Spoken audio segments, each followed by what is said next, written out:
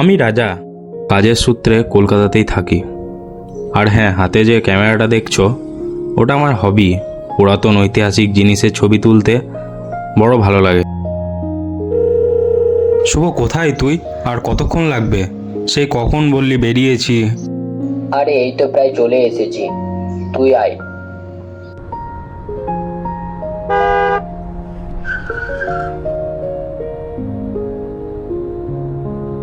কাজের চাপে সেরকম কোথাও যাওয়াই হয় না, তাই একটু ছুটি নিয়ে আমি আর আমার বন্ধু শুভ চললাম ওর আদিগ্রাম কালীগঞ্জ।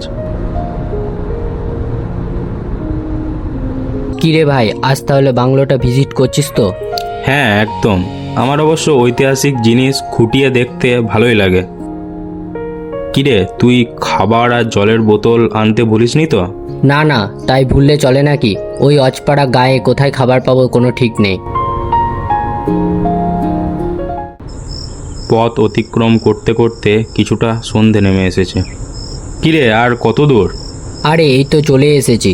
গ্রাম ঢোকার আগেই সেই 200 বছরের পুরনো বটগাছটি এখনো আছে। আমার চোখে পড়ল এক বিশাল আকার বটগাছ। তার শাখা প্রশাখা দেখে মনে হচ্ছে সেটি যেন গ্রামটিকে সবার কাছ থেকে আলাদা করে রেখেছে।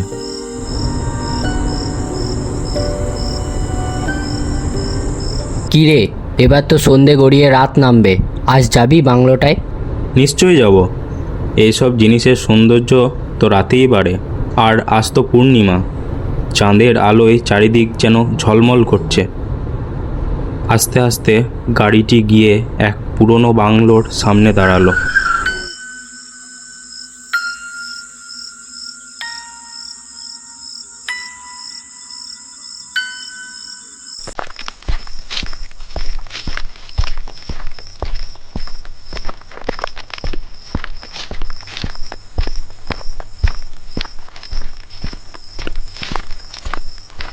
ভাই, বাড়িটা তো দেখছি বেশ ভালোই পুরনো। হ্যাঁ, সে তো হবেই। সে কোন রাজার আমলের বাড়ি? এই বাংলোর গল্পটা কি জানো বেশ? লোকমুখে শুনেছি সে এককালে রাজার কথা। সেই রাজার ছিল এক অপূর্ব সুন্দরী স্ত্রী, কিন্তু সে রানী নাকি খুব অসুস্থ হয়ে পড়েছিল। কিন্তু রাজা ছিল অত্যন্ত মদ্যপানে আসক্ত, তাই সে রানীর কোনো রকম চিকিৎসা করার না। ওই রানী একটা ঘরেই পড়ে থাকতেন। তিনি যন্ত্রণায় আর্তনাদ করলেও তার ডাকে কেউ সাড়া দিত না, তাই তিনি একদিন মারা যান। তারপর থেকেই সেই ঘর থেকে নাকি এক নারীর ডাক আসতো। সেই ডাকে সাড়া দিতে গিয়ে নাকি একে একে সবাই মারা যায় এবং সেই রাজবাড়িটি পরিত্যক্ত হয়ে পড়ে। হা হা, হাসালি ভাই, এইসব আজগুবি ঘটনা কোনোদিন হয় নাকি? আরে আমিও এটা গ্রামের লোকমুখেই শুনেছি, কতটা সত্যি মিথ্যা আমি জানি না। তবে সন্ধে নামলে গ্রামের মানুষ এইদিকে আর আসে না। আরে ব্যাস, দারুণ জায়গা তো। ভেতরে ঢুকে দেখলাম এক বিশাল বারান্দা, আর দুদিকে সিঁড়ি বেয়ে ওপরে চলে গেছে। আর পুরনো আসবাবপত্রগুলো যেন এক ইতিহাসের কথা বলছে। চারিদিকে মাকড়সার জাল আর বাদুড়ের বাসা। সামনের বারান্দার অপর দিকে দরজা পেরিয়ে দেখলাম এক বিশাল পুকুর। পূর্ণিমার চাঁদের আলো পড়ে জলটি যেন ঝলমল করছে। এটি হলো বাংলোর বাগানের দিঘি। অবশ্য এই বাগান এখন ঝোপ জঙ্গলে পরিণত হয়েছে। ভাই, একটু সাবধানে থাকিস, এখানে কেউ যাওয়া আসা করে না, সাপটাপ থাকতে পারে। আমি হঠাৎ একটা গাছের নিচে একটা মহিলাকে দেখতে পেলাম। আমি ঘুরে শুভকে বলতে যাব, আর চোখের পলকে দেখি আর কেউ নেই। আমি ভাবলাম আমার মনের ভুল হবে, তবে আমার মধ্যে একটু ভয়ের আবির্ভাব হলো। চল রাজা, ওপরে গিয়ে দেখি। হ্যাঁ, চল চল। সিঁড়ি বেয়ে ওপরে উঠলাম। ওপরে গিয়ে দেখি এক বিশাল ব্যালকনি, তারই মধ্যে একটা ঘরের বিশাল দরজা। আমি জিজ্ঞেস করলাম, এটাই কি সেই রানীর ঘরটা? আমি ঠিক জানি না, তবে হতে পারে। চল না একটু ভেতরে এগিয়ে দেখি। ভাই, আমার কিন্তু কেমন জানি ভয় ভয় করছে। আরে বাদ দে ওইসব, চল চল গিয়ে দেখি।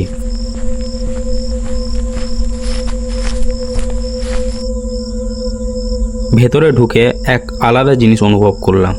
সামনে দেখি এক বিশাল খাট আর এক বিশাল আয়নাযুক্ত ড্রেসিং টেবিল ও দেওয়ালে যেন কার ছবি। আমি বললাম, শুভ, এগুলো দেখে মনে হচ্ছে না যে নতুন জিনিস? না কোনো ধুলো জমে, না কোনো জায়গা ভাঙা। আমারও তো তাই মনে হচ্ছে। ভাই চল চল, এখান থেকে চল। আরে দাঁড়া না একটু, এরকম জিনিস শহরে কোথাও পাবো নাকি? আমি সব জিনিসগুলোর ছবি তুলতে লাগলাম। তারপর ওই দেওয়ালে টাঙানো বিশাল ছবিটি তুলতে গিয়ে আমার গোটা শরীরে যেন হিমস্রোত বয়ে গেল। আমি বললাম, শুভ, আমি এই মহিলাটিকে ওই দিঘির ধারের গাছটিতে দেখেছিলাম। আমি ভেবেছিলাম আমার মনের ভুল, কিন্তু এই ছবি দেখে। তখনই শুভ বলে উঠল, চল চল পালাই। আমরা তড়িঘড়ি সিঁড়ি বেয়ে নামতে শুরু করলাম। ঠিক তখনই এক মধুর সুর ভেসে এলো। দাঁড়াও, যেও না, আমাকে একা ফেলে যেও না। আমি যে এই আবদ্ধ ঘরে বহু বছর ধরে একা আছি। হঠাৎ শুভ থমকে দাঁড়ালো। ও ও আমাকে ডাকছে, ও আমাকে ডাকছে। না শুভ, এটা কোনো মানুষের ডাক নয়, তুই চল, তুই চল। আমি তার হাতটা শক্ত করে ধরে রাখলাম, কিন্তু সে তার জায়গা থেকে নড়ল না। ওকে দেখে মনে হলো ও এক অন্য জগতে আছে। হঠাৎ সে আমার হাত ছিটকে দিয়ে দৌড়ে ওই ঘরের দিকে চলে গেল। আমি বললাম, যাস না শুভ, যাস না। কিন্তু ও কোনো কথা না শুনেই আবার সেই অন্ধকার পুরীতে প্রবেশ করলো। আমিও তাকে খুঁজতে ওই ঘরে প্রবেশ করলাম। আমি ওই ঘরে গিয়ে যা দেখলাম তাতে আমার শরীর অবশ হয়ে গেল। এক লাল বেনারসি পরা প্রেতাত্মা, তার চুলগুলো যেন অজস্র শাখা পোশাকার মতন চারিদিকে ছড়িয়ে আছে। সে শুভর গলা শক্ত করে ধরে আছে, আর শুভ আর্তনাদ করে বলছে, ছেড়ে দাও, ছেড়ে দাও আমাকে। তোরা কি ভেবেছিস তোরা আমার ডাক থেকে মুক্তি পাবি? আমার এই ডাকে রাজবংশের কেউ মুক্তি পায়নি রে। তারপর শুভর শরীর ছিটকে মাটিতে পড়ল। তারপর প্রেতাত্মাটি আমার দিকে ধেয়ে আসতে আমি রুদ্ধশ্বাসে বাইরের দিকে ছুটতে শুরু করলাম। তারপর সিঁড়ি বেয়ে নামতে গিয়ে আমি সিঁড়িতে হোঁচট খেলাম। তারপর আমার চোখের সামনে চারিদিকে অন্ধকার ছেয়ে গেল। তার পরবর্তীতে কী হয়েছে আমার সাথে আমি আর কিছুই জানি না। তারপর জ্ঞান ফিরতে দেখি গ্রামের কিছুজন আমাকে উদ্ধার করে গ্রামের একটা স্বাস্থ্যকেন্দ্রে নিয়ে এসেছে। একজন বললেন, তোমার বাড়ি কোথায় বাবা? আমি বললাম, আমার বাড়ি কলকাতা। তবে আমার বন্ধু শুভ কোথায়? শুভ? কে শুভ? ও সেই বাংলোর ঘরের মেঝের ওপর পড়েছিল। বাংলোর ঘর?